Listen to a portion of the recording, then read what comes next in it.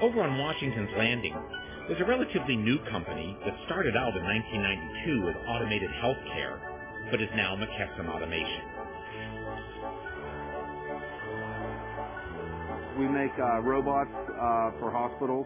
They help fill patient orders on a day-to-day basis for all the prescriptions filled in the hospital. We have a robot that has barcoded medications that hang on rods. This is basically our largest robot. It's a demonstrator model. It's full of candy, even though it says it's drugs. But I've actually put my daughter in. Everything is done in barcode, so your name is a barcode. This conveyor scanner reads the label, sees that Maria needs some medication, and the robot starts picking it. Every time it stretches its arm, it's picking. The robot actually knows where all these medications are. A pharmacy would have set up each one of these rods to contain the medication that's needed for that actual pharmacy. So basically, the robot has picked these for this bin. Dispensing medications to hospital patients is a highly repetitive activity that requires a high degree of accuracy. If you look at it, there's nothing there that is really unique. It's just taking existing technology and making it work for our particular application. And it turns out robotics is a great application for it. A robot doesn't have a bad day. A robot doesn't have a rough Monday morning.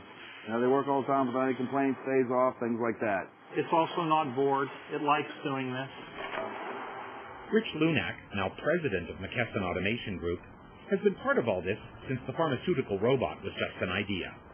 Well, it actually originated in a class project at Carnegie Mellon University, and our founder, Sean McDonald, actually was in a class on entrepreneurship and had to write a paper on a new business idea. And he was an automation engineer with me at Westinghouse Electric Company, and got partnered with the director of pharmacy at Allegheny General Hospital, and with their idea, automate a hospital pharmacy. And so that's how it all originated. This is probably an idea that other people have had, but somebody in Pittsburgh decided to make it.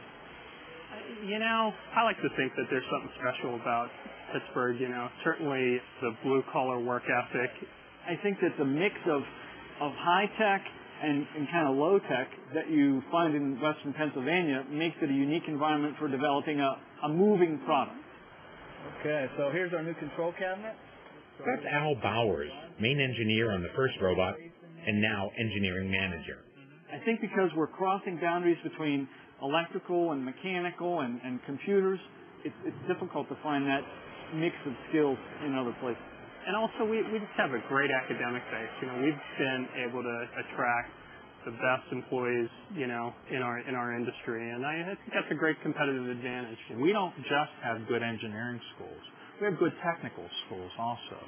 Penn Tech, Pittsburgh Tech, all these places train the people that fix this stuff too. There's a lot of people in here take pride in what they do. They don't want people to have to make service calls on something they built. They want it to run forever. Any piece of equipment that I send out of here has my name on it, and it runs. I came here with very little experience, and I learned a lot, and I'm still learning. I think when any kind of electronics come into the team, it just makes your people better. It makes the people in Pittsburgh better. Well, my father was a steelworker, so I've got the whole steelworker mentality. You know, you work hard, you get the job done, and you move on. We all contribute to making a product that, at some level, helps people. Yeah, it makes it feel good to know that all over the country, and now we're moving out, actually out of the country too, that our machines are going out all over and they're helping people out. It's a system that saves lives eventually. That's so cool.